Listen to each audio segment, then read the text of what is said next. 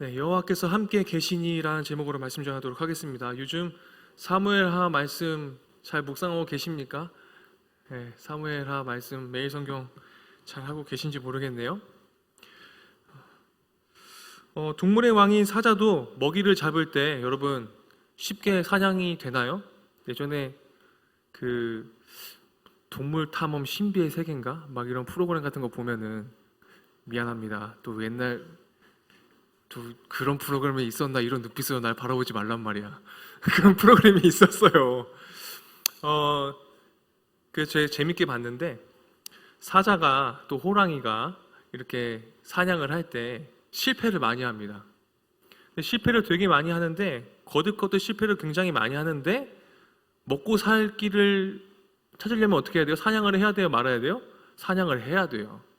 사냥을 빈번히 실패하지만 먹잇감을 어떻게든 얻으려고 사냥에 성공할 때까지 노력을 하는데 어떻게 해요? 그 사냥감을 딱 잡기까지 철저히 어떻게 합니까? 웅크리고 있습니다. 기다리고 있어요. 그 사냥감을 얻으려고. 때를 기다리고서 때가 올 때까지 인내하는 거죠. 그리고 그 때가 왔을 때 먹잇감이 딱 방심하는 순간 어떡합니까? 한치의 망설임도 없이 달려가서 확 잡아버리잖아요. 아무리 동물의 왕이라고 해도 천하를 호령하는 사자라고 해도 호랑이라고 해도 사냥은 빈번히 실패하고 그 사냥을 성공하기까지 움크리고 인내하고 기다리더라는 것입니다. 우리의 신앙 역시 이와 동일한데 그리스도인들은 내가 원하는 때 나의 방법으로 살아가는 것이 아니라 어떤 때를 살아가는 것입니까? 하나님의 때를 살아가는 것이고 하나님의 때를 기다릴 줄 아는 자가 바른 그리스도인이더라는 것입니다.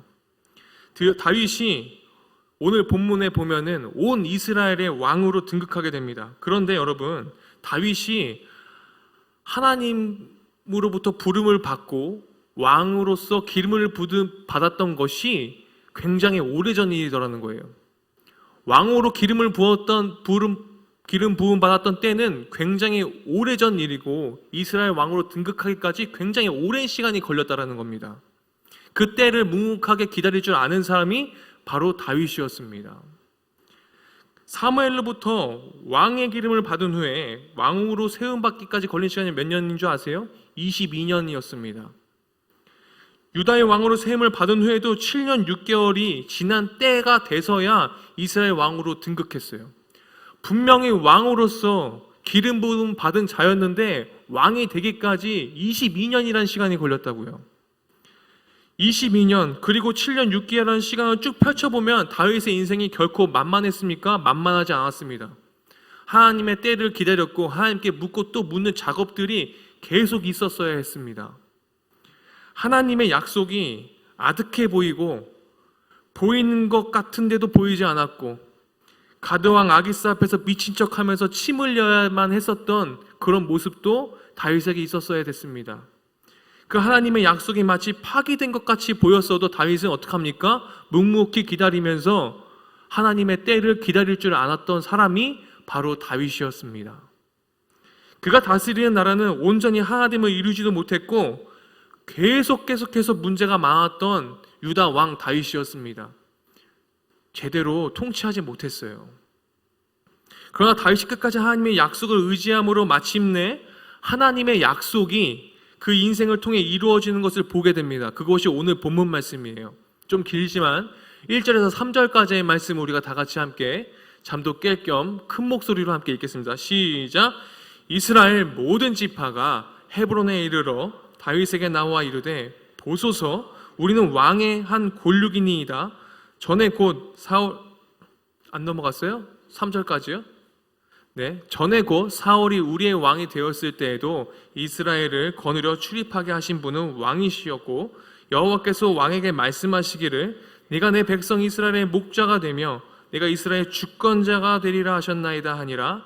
이에 이스라엘의 모든 장로가 헤브론에 이르러 왕에게 나와오매 다윗 왕이 헤브론에서 여호와 앞에 그들과 언약을 맺음에 그들이 다윗에게 기름을 부어 이스라엘 왕으로 삼으니라. 이스라엘 왕으로 삼기까지가 22년이 걸렸습니다. 이스보셋이 죽은 후 다윗이 구심점을 잃은 북이스라엘을 무력으로 진압하지 않았어요. 이스보셋이 죽고 난 다음에 갑자기 전쟁을 일으켜서요, 전복 전쟁을 해가지고 다 탈환하지 않았다고요. 온전한 정책을 통해서 북이스라엘을 자신의 통치권으로 삼기까지, 끌어들이기까지 묵묵하게 기다렸던 왕이 다윗이었습니다. 다윗은 삶의 끝에서, 절망 끝에서 서본 사람이었어요. 목숨을 구걸해야 할 정도로 전망도 맛보았고, 제가 좀 전에 말씀드렸듯이 미친 척도 해보았고, 여러 가지 우여곡절이 많았습니다. 그것이 다윗 왕의 인생이었고, 죽을 고비도 얼마든지 넘겨본 사람이 다윗이었습니다. 그 사람이 도망자 신세를 살면서 그 삶의 끝에서 다윗이 본 것은 절망 가운데 함께 계시는 하나님이었는데, 이렇게 다윗이 고백하고 노래합니다. 시편 34편 6절 말씀인데요, 함께 읽겠습니다. 이 공고한 자가 부르짖음에 여호와께서 들으시고 그의 모든 환난에서 구원하셨도다. 삶의 끝에서 본 하나님 앞에서 다윗이 흘렸을 눈물을 여러분 생각해 보십시오. 너무나 절망적인 모든 순간 가운데서도 다윗은 노래로 그것들을 지어 불렀습니다. 삶의 끝에서 흘리는 눈물을 아는 자, 하나님은 그를 어떻게 세우셨습니까? 이스라엘의 목자로, 이스라엘의 왕으로 삼으셨습니다.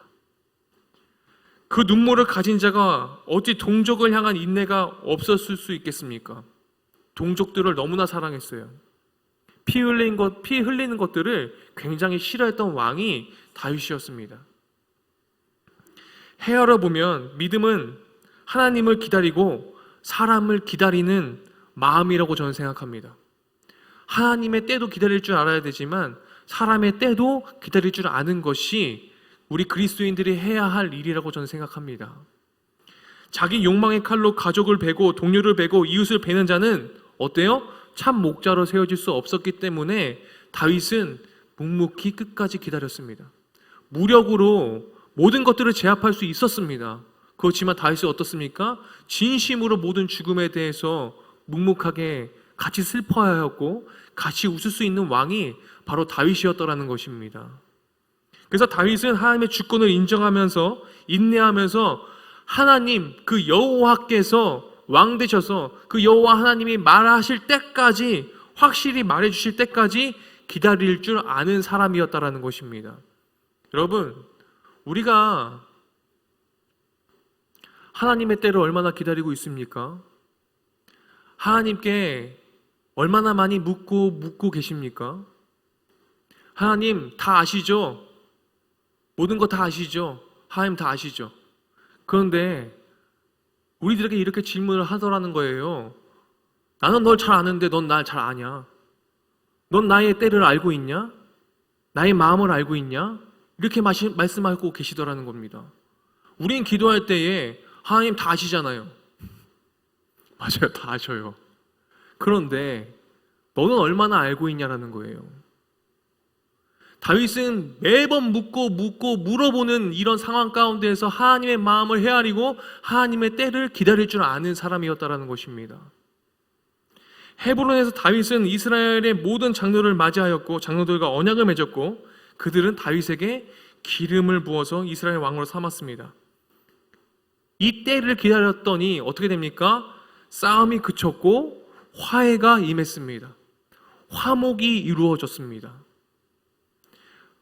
받아졌고 받아들여졌고 연합되었고 하나가 되었습니다. 삶의 끝에 서 본 사람이 그 하나님의 마음을 알 수 있더라는 것입니다. 그 마음을 어찌 하나님께서 받지 않으셨겠습니까? 매번 물어봤습니다. 다윗은 매번 슬픔에 애가를 지어 불렀고 나의 상황을 토로하였습니다. 그 모습을 우리가, 그 다윗의 모습을 우리가 배워야 되겠습니다. 그리하여서 다윗은 진정한 왕이 되었습니다.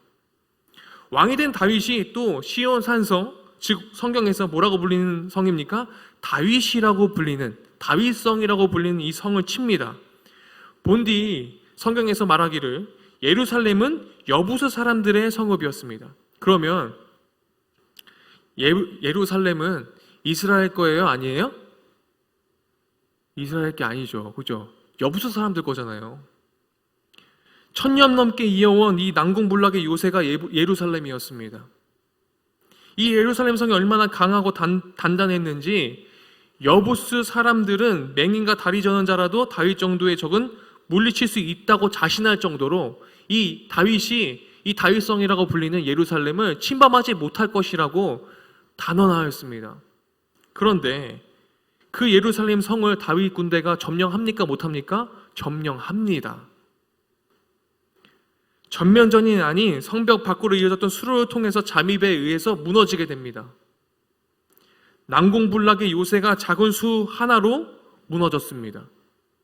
예루살렘 성의 수로가 교만에 감추어진 모습과 닮아 보입니다. 자신했잖아요. 다윗은 절대로 맹인과 다리 저은 자가 막아도 막을 수 있을 거야 라고 자신했지만 어떡합니까? 다윗이 그 성을 점령합니다. 감추고 있는 왜소하고 초라한 자아가 있는데 이를 드러내고 싶지 않기 때문에 다윗은 이 교만한 마음을 접고 하나님 앞에 때를 기다렸던 사람이었기 때문에 그 난공불락인 예루살렘 성, 그 교만을 하나님께서 꺾으시더라는 것입니다. 감추고 있는 것들, 크고 거대한 자기 모습만을 인정하고 싶은 이 교만함은 주님께서 꺾으십니다. 다윗은 교만을 꺾고 주님께 물어보는 자였기 때문에 다윗성을 차지할 수 있게 되었던 것입니다. 똑똑해도 어리석고 힘이 세고 어리석어도 경험이 많아도 어리석습니다. 잠언 21장 24절 말씀 우리 함께 읽어볼까요? 잠언 21장 24절 말씀입니다. 무례하고 교만한 자를 이름하여 망령된 자라 하나니 이는 넘치는 교만으로 행함이니라. 예루살렘 성은 여부도 사람들의 교만이었고 그래서 무너졌습니다. 하나님께서 무너뜨려 주셨습니다. 사람들은요, 지식이 많아도 어리석을 수 있어요. 그죠? 사람은요, 힘이 강해도 어리석을 수 있습니다. 사람은 경험이 풍부하여도 어리석을 수 있어요. 그런데 지식이 많아서 교만해지고 힘이 강해서 교만해지고 경험이 풍부하여서 교만해지면 하나님께서는 그 사람을 쓰시지 않더라는 것입니다. 하나님은 겸손한 자를 사용하십니다. 어리석을 수 없을 것 같은데 어리석을 수 있는 것은 많은 지식이, 강한 힘이, 풍부한 경험이 교만과 결합하여서 교묘한 악을 양산합니다. 그것이 악이 되어져요. 교만 그 자체가 가장 큰 악입니다. 그래서 C.S. 루이스는 이렇게 얘기합니다. 악마는 바로 이 교만 때문에 악마가 되었다. 교만은 악마가 되게 만듭니다. 나귀를 타고 예루살렘에 입성하시는 예수님을 떠올려 봅니다. 하나님의 아들 행차에 나귀라니 너무나 초라합니다. 마차 정도는, 화려한 마차 정도는 이렇게 예수님을 싣고 예루살렘 성에 입성하셨어야 했는데, 멋진 말 정도는 타셨어야 했는데, 나귀를 탄 만왕의 왕이라니 굉장히 꼴이 우습습니다. 그런데 예수님은 본디 그런 분이셨습니다. 빌립보서 2장 6절에서 8절 말씀 다 같이 한번 읽어보겠습니다. 예수님이 어떤 분이셨습니까? 다 같이 읽겠습니다. 그는 근본 하나님의 본체시나 하나님과 동등됨을 취할 것으로 여기지 아니하시고 오히려 자기를 비워 종의 형체를 가지사 사람들과 같이 되셨고 사람의 모양으로 나타나사 자기를 낮추시고 죽기까지 복종하셨으니 곧 십자가에 죽으심이라. 예수님은 이런 분이셨습니다. 이런 분이 우리 주님이셔서 너무나 감사합니다. 할렐루야를 외치고 싶습니다. 그러므로 그리스도인은 겸손의 사람들이어야 하고 겸손한 척만 하면 안 되고 진정 겸손하기는 어렵기 때문에 더욱 어떻게 해야 됩니까? 하나님을 의지해야 합니다. 그것이 다윗이 했던 방법입니다. 어려운 순간에서 그 절망의 끝자락에서 하나님을 더욱더 의지했던 사람, 이것이 겸손한 사람이더라는 것입니다. 다윗은 그래서 알았습니다. 사무엘하 5장 12절 말씀에 이렇게 되어 있어요. 여호와께서 자기를 세우사 이스라엘 왕으로 삼으신 것과 그의 백성 이스라엘 위하여 그 나라를 높이신 것을 그의 백성 이스라엘 위하여 그 나라에 높이신 것을 알았더라 라고 되어 있죠. 다윗은 이것을 알았습니다. 이것을 아는 사람이었어요. 그래서 우리도 알아야 될 것 같아요.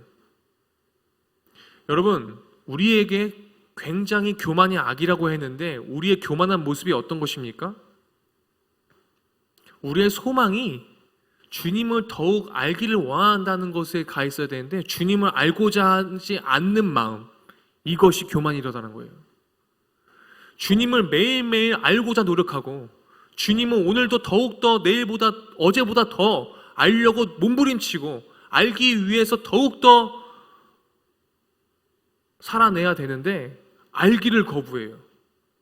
알기를 거부하는 증거가 무엇입니까? 말씀을 보지 않습니다. 그죠? 알기를 거부하는 거예요, 그 자체가. 말씀이신 예수님을 읽고 보고 내가 그것들을 씹어 먹고 그 생명의 떡을 예수님으로 가득 채워야 내가 예수님을 더욱더 알 수 있는데, 예수님의 마음을 더욱더 근접하고 더 가까이 갈 수 있는데 말씀 읽는 것을 덮어버리더라는 거예요. 다윗은 겸손한 자였기 때문에 하나님께서 함께 하셨고, 다윗은 겸손한 자였기 때문에 하나님을 찾았습니다. 여러분, 겸손한 사람은 하나님을 찾아요. 하나님을 알기 위해 노력하더라는 거예요. 주 내 소망은 주도 알기 원합니다. 우리의 소망이 주님을 더욱더 알기를 갈급해야 하고 더욱더 알기 위해서 노력해야 하는 삶을 여러분들이 살아내시기를 권면드립니다. 다윗은요, 어렸을 적부터 골리앗 앞에서도 겸손함으로 고백했어요. 여러분, 다윗이 담대한 모습으로 보이죠. 너는 칼과 단창과 창으로 방패로 나오지만 나는 만군의 여호와의 이름으로 나아간다라는 그 고백이 여러분 담대해 보이시지요? 그럼 담대함의 고백이 아닙니다. 그것은 겸손함의 고백입니다. 왜요? 만군의 여호와의 이름으로 나아간다고 얘기하잖아요. 야, 너는 칼과 단창과 방패로 창으로 나한테 오지만 나는 돌멩이 5개 있고 너 이마에 딱 명중시킬 수 있어. 이 자신감이 아니고 뭐예요? 만군의 하나님 여호와의 이름으로 나아가기 때문에 그것은 겸손한 고백인 거예요. 내가 나아가는 게 아니더라는 겁니다.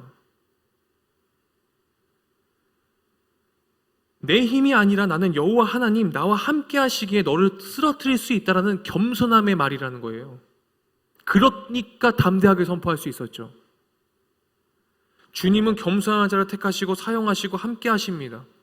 험난한 시간을 보내야 하지만 결국 하나님의 언약의 말씀을 붙들고 겸손함으로 인내하며 하나님의 때를 기다렸던 다윗의 삶의 모습은 온 이스라엘 백성들을 그가 이스라엘 왕으로 손색 없는 리더로 인정할 수밖에 없는 상황에 놓여지기까지 22년이라는 시간이 걸렸더라는 거예요. 그래야 나뉘어졌던 이스라엘이 온전히 하나가 되었고 하나님이 기름 부으셔서 세운 다윗을 통해 온전히 하나로 연합된 이스라엘이 되어집니다. 하나님은 다윗이 하나됨을 이룬 온전한 이스라엘 왕으로서 삶을 살아갈 수 있도록 예배해 주셨던 그 섭리의 시간들을 우리가 바라볼 수 있습니다. 그 결과 다윗의 평가가 어떻습니까? 하나님의 섭리의 시간을 끝까지 기다리면서 하나님의 때를 끝까지 기다리면서 본 그 다윗을 향한 평가는 10절 말씀, 오늘 본문의 마지막 말씀인데요. 우리 함께 다 같이 읽겠습니다. 그 평가가 어떻습니까? 만군의 여호와 하나님께서 함께 계시니 다윗이 점점 강성하여 가니라. 아멘이죠. 다윗은 만군의 하나님 여호와께서 함께 계시기 때문에 다윗이 점점 강성하여집니다. 이 말씀처럼 다윗은 만군의 하나님 여호와께서 함께 하시기에 강성하여지더라는 것입니다. 다윗이 스스로 강성해질 수 없습니다. 그 하나님이 함께 하셔야지만 강성해질 수 있는 것이죠. 다윗의 출생과 성장의 과정을 보면 그 시작은 참으로 미약했던 것들을 우리가 보게 돼요. 너무나 미약했죠. 너무나 약한 자였죠. 그 누구에게도 주목받지 못했던 당시 가장 천한 목동의 삶을 살았던 다윗이었는데 그가 사울에게 20년을 쫓겨다녔고 반쪽짜리 왕으로 7년 6개월을 살았던 이 세월 동안 온전한 리더십으로 인정받지 못했지만 결국은 그 때를 묵묵하게 기다렸던 이 다윗은 겸손하게 하나님의 때를 기다렸던 이 다윗은 결국 모든 이들이 인정하는 리더로 세워지더라는 것입니다. 다윗을 통해 분열되었던 이스라엘이 하나 되게 하셨고 다윗의 인생은 날이 갈수록 점점 강성하여지는 은혜를 누렸던 것처럼 여러분들이 그렇게 이 세상에서 참된 리더십으로 세워지시는 여러분들 되시기를 소망합니다. 비록 지금 내 삶이 이해되지 않는 과정을 지난다 할지라도 그 시간마저 하나님의 손에 있음을 여러분들이 믿고 넘치는 은혜를 지금도 부어주시는 그 은혜를 우리가 인지하면서 살아가기를 소망합니다. 믿음으로 하나님의 말씀을 붙드는 인생, 하나님은 그런 자를 통해 놀라운 역사를 일으키십니다. 내가 나 된 것은 다 하나님의 은혜로 된 것이잖아요. 그래야 내게 주신 사람을 하나도 잃지 말고 사랑하며 소망하며 믿음으로 살아야 되겠습니다. 오늘도 겸손하신 주님을 용기 있게 닮아가시기를 소망합니다. 주님을 닮아갑시다. 여러분, 우리가 살면서 비가 오지 않으면 비가 안 온다고 불평해요. 그죠? 그런데 또 비가 오면은 가물었던 메마른 땅을 적수셔서 감사하다는 말보다는 비가 와서 젖은 우산을 툭툭 털면서 또한 불평합니다. 언제 그랬냐는 듯이 비를 원했던 우리 마음에 우산을 털면서 불평하더라니까요. 그래서 또 비가 개고 맑은 날씨가 오면 쨍쨍 내리는 햇빛에 너무 덥다며 또 불평해요. 하나님의 때를 기다릴 줄 모르고 항상 불평하며 살아갑니다. 그것이 우리들의 인생길입니다. 이번 한 주간 저와 여러분들의 삶이 하나님의 때를 바라볼 줄 아는 여러분들이 되길 원합니다. 겸손하게 다윗처럼 주님의 주권과 순종하는 자로 겸손의 모범을 보이신 예수님처럼 하나님의 뜻대로 순종하며 살아갈 수 있기를 주님의 이름으로 축복합니다. 여러분, 많은 것들을 준비하시고 또 시험도 준비하고 있고 또 여러 가지 또 많은 것들을 자격증도 준비하고 또 취직을 위해서 준비하고 여러 가지 다양한 형태로 여러분 준비하고 계시죠. 그렇지만 여러분, 하나님의 때를 신뢰하시면서 여러분 하나님을 바라보면서 주님을 더욱더 알아가기 위해 몸부림치는 그런 인생들 되기를 간절히 소망합니다. 기도하겠습니다. 하나님, 우리는 젖은 우산을 말리면서 비의 고마움을 불평할 때가 많이 있습니다. 하나님, 우리는 햇빛의 소중함을 잊어버린 채 너무 덥다고 불평할 때도 있습니다. 늘 내 중심이라 내 마음에 맞는 것만 입으려고 하고 먹으려고 할 때가 많습니다. 우리가 겸손의 왕이셨던 주님의 마음을 닮아서 하나님께서 함께 하심으로 말미암아 섣불리 판단하지 말고 겸손함으로 우리의 인생의 길을 차분히 걸어가게 하여 주시옵소서. 예수 그리스도의 이름으로 기도드렸습니다. 아멘.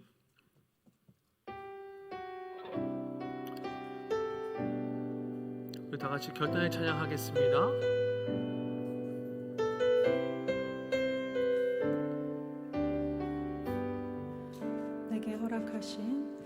내게 허락하신 시련을 통해 나의 믿음 더욱 강하게 자라가고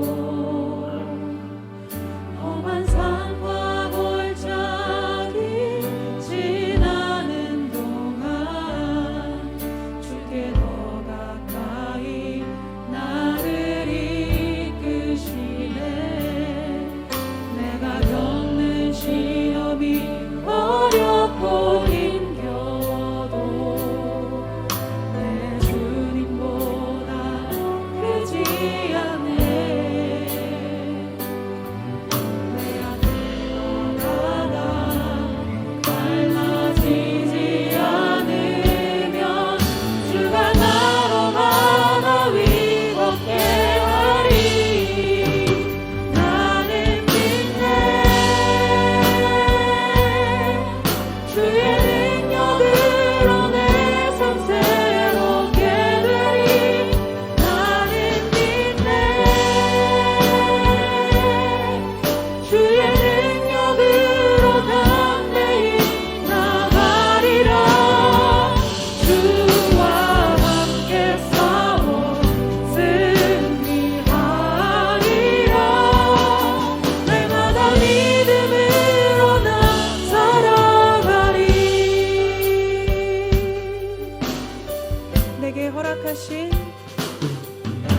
내게 허락하신 시련을 통해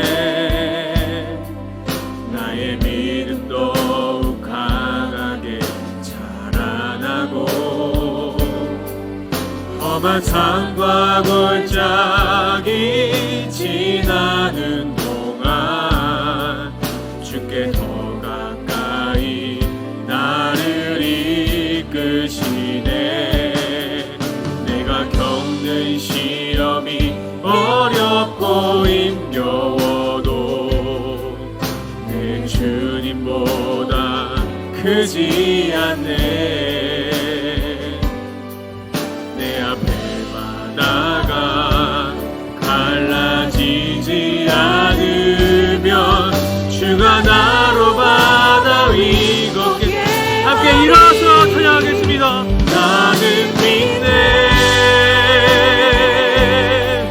주의 능력으로 내 삶 새롭게 되리. 나는 믿네. 주의 능력으로 담대히 나가리라. 주와 함께 싸워 승리하리라. 날마다 믿음으로 나 살아가리. 나는 믿네. 주의 능력으로 내 삶 새롭게 되리. 나는 믿네. 주의 능력으로 담대히 나가리라. 주와 함께 싸워 승리하리라. 날마다 믿음으로 나 살아가리. 할 수 있다 하신 주, 할 수 있다 하신 주. 믿음만이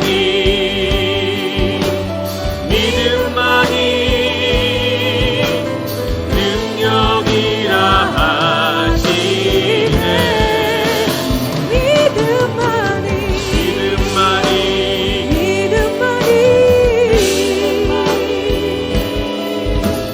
능력이라